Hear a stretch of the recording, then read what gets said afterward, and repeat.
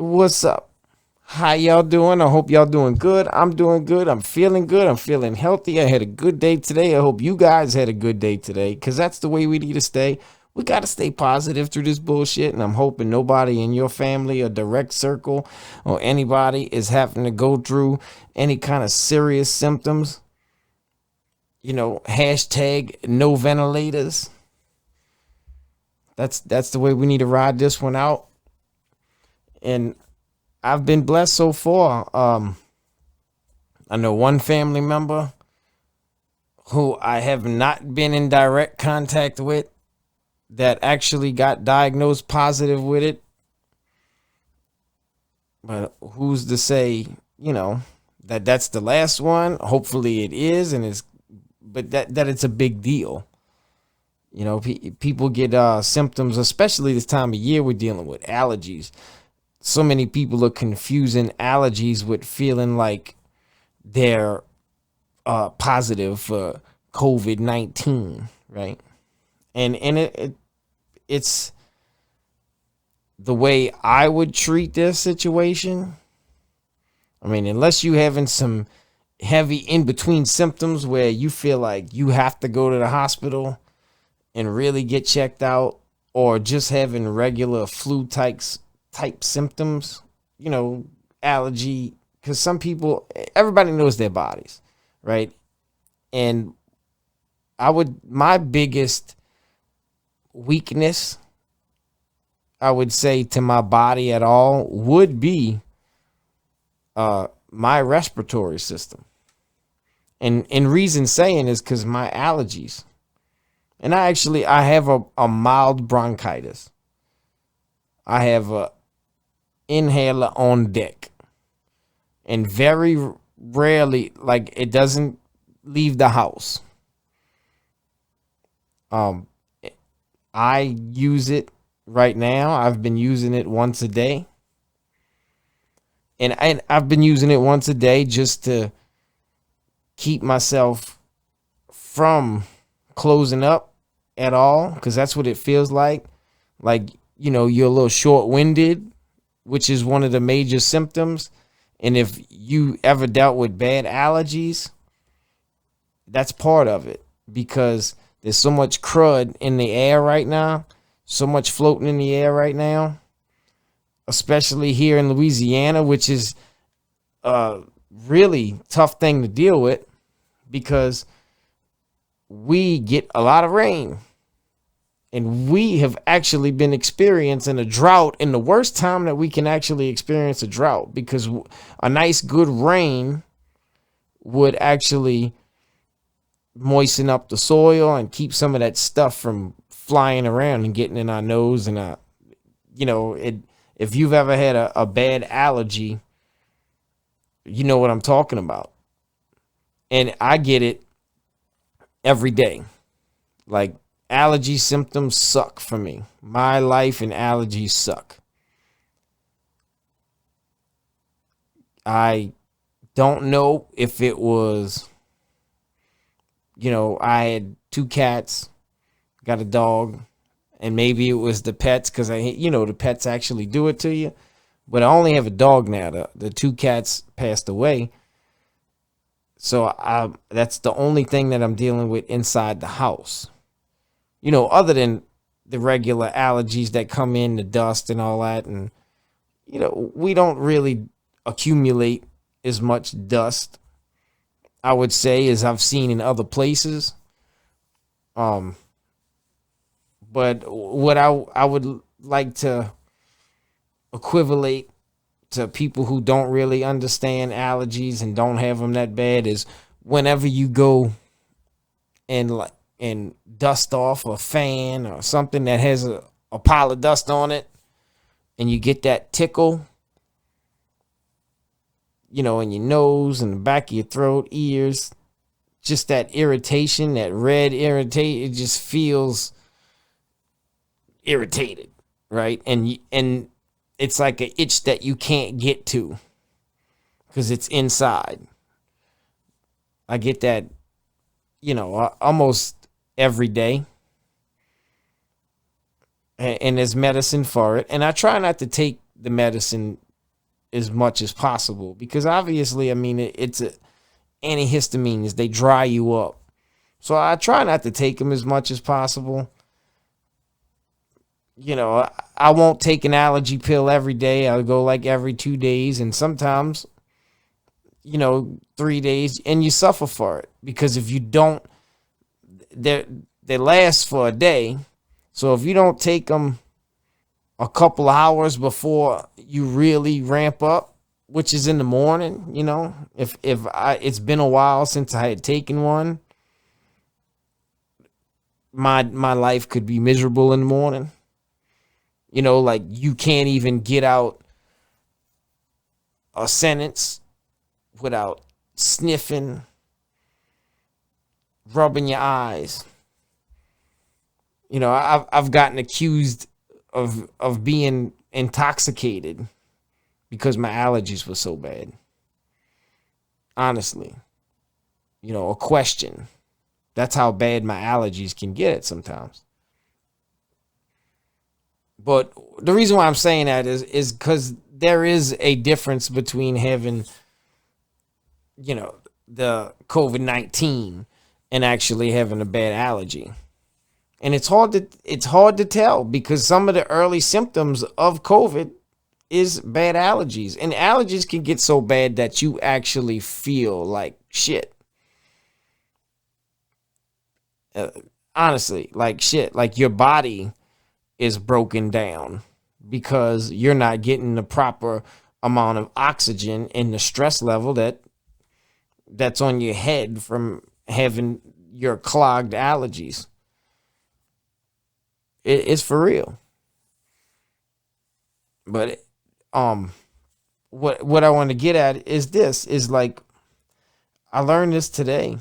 I heard a doctor talk about this, and you don't really hear this too much.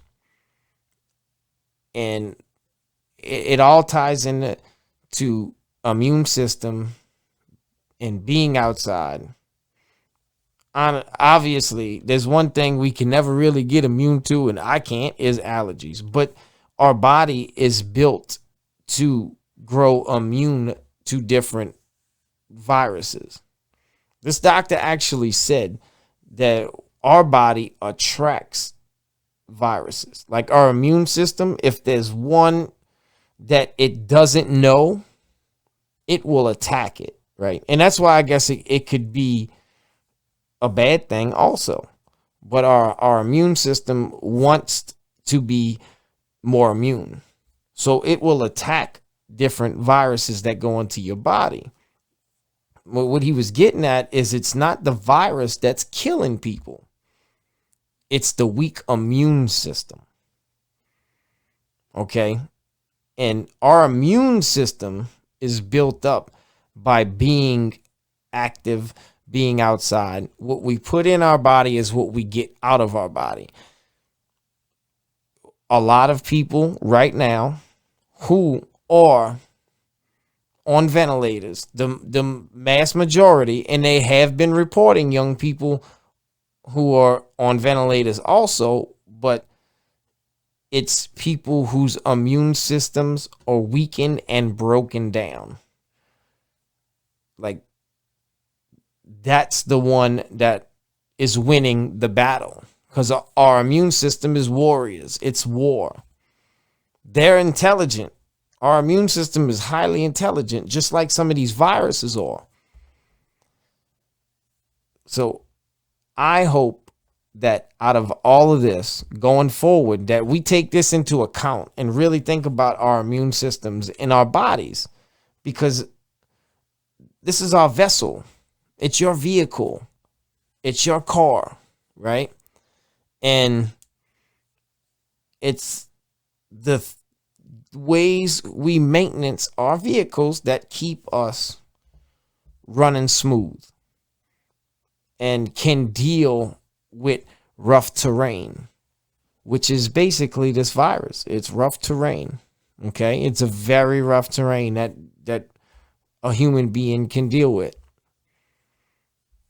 We have to make sure that we're immune and our body can fight off these kind of things, because it's not over with. This is not the first one, and it won't be the last one. What we need to do is find a way to gain strength inside of us, right? Because what's going to happen right now is that instead of finding ways to boost our immune systems and that kind of communication, the talk on the media, who is making a fuckload of money off of this shit, they want the more drama, the more dollar is what they're getting. They keep stressing vaccine and antibody, vaccine and antibody, vaccine and antibody. And I understand directly right now, it's a situation that we can't really fix. You're not going to be able to fix the people who are sick in the hospital right now on ventilators by doing anything new and outside the ordinary unless we already have it, unless it's already available. Which, if someone is dying, what you have to lose? Because they keep fighting over, look, we heard about the Z-Packs and all that stuff, and hey, I'm all for it. If I got a family member on a ventilator, not looking good, things are looking really, really rough for them, they've more than likely they've taken a Z-Pack. Hook it up. You understand that? Whatever has worked in the past for malaria, they're trying to use on this. Give it a shot. But what I want to get to you guys, and what worries me, is going forward that these people in charge are trying to find a vaccine. And what scares me to death, is forcing a human being to be injected with something that they really have no clue what it is. I understand vaccines are a norm in our society, and some people might hate what I got to say, but I do not really feel like we need certain vaccines. I don't know what look. This is my take on it. Is our immune system is warriors, they're soldiers. Our body learns how to fight things off. Like I told you, the immune system is a sponge. It wants to go to war. It wants to fight so it can be better than it was yesterday. People who are active out and about are going to be exposed to all different viruses, right? Just like a child growing up. They're going to be exposed to things that you don't want your child to be exposed to. But look at your immune system as a child. You are meant to be exposed to these things. You have to go out and experience them. And God's will, be educated. But God's will that something horrific would happen to you, which is a very small chance that, hey, I could walk out this building right now and get struck by lightning.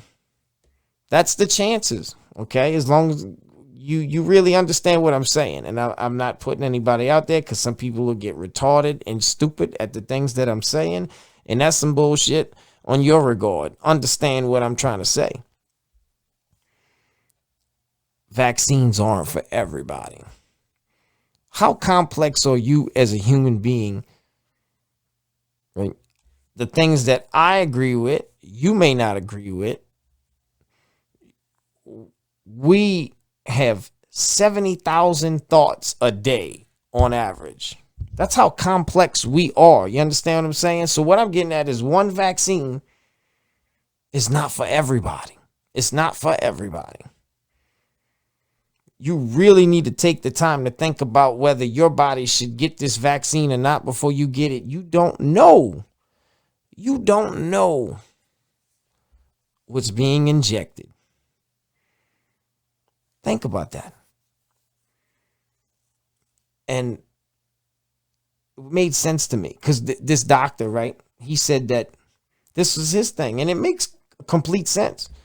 If you're an isolated human being who spends more time inside than outside, and one thing about inside, right? You're not getting that natural vitamin D, so you're not getting that vitamin D from the sunlight. Right there, you would automatically need a supplement. And shout out to everybody who is outside all the time, because I'm an outdoors person. I'm outside a lot.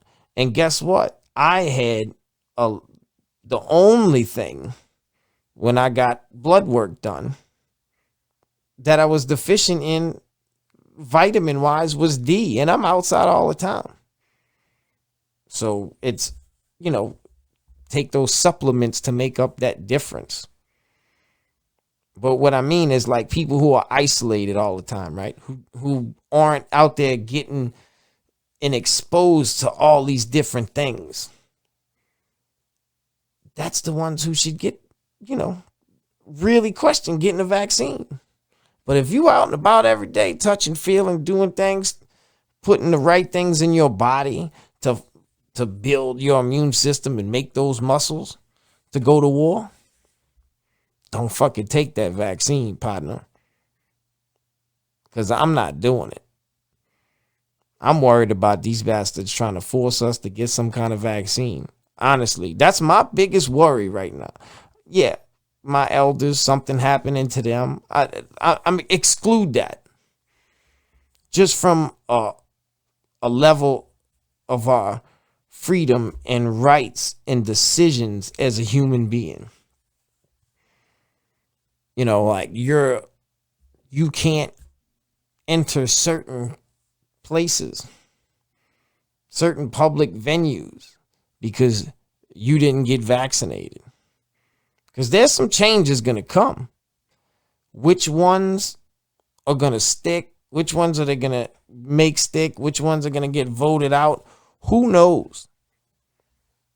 But guaranteeing vaccine is a very, very scary subject. And once something like that gets passed, it's very, very hard to take away. A lot of people are going to have to die and be proven that the vaccine is the one that did it for it to get taken away. That is scary to me. Now, I'm going to close with this. And this is really why. I had found a video online. Guy, Dr. Fauci, right? The guy who is supposedly, the administration's advisor to this pandemic that we're dealing with, who is immunization advisor for not just his administration, but many years before this. He got into politics and been around since the Reagan administration. Now, I want you to pay close to what this motherfucker got to say. And I'm going to call him a motherfucker. This was in 2017. Now, you guys check this out. We're going to close with this, and I'll let you figure it out. Given, as you heard from the introduction, that I have been around for a while and have had the opportunity and the privilege and the pleasure of serving in 5 administrations, I thought I would bring that perspective to the topic today, is the issue of pandemic preparedness. And if there's one message that I want to leave with you today based on my experience, and you'll see that in a moment, is that there is no question that there will be a challenge to the coming administration in the arena of infectious diseases, both chronic infectious diseases in the sense of already ongoing disease, and we have certainly a large burden of that, but also there will be a surprise outbreak. There will be a surprise outbreak. There will be a surprise outbreak. And I hope there will be a surprise outbreak? How you knew that in 2017. And that's what's up.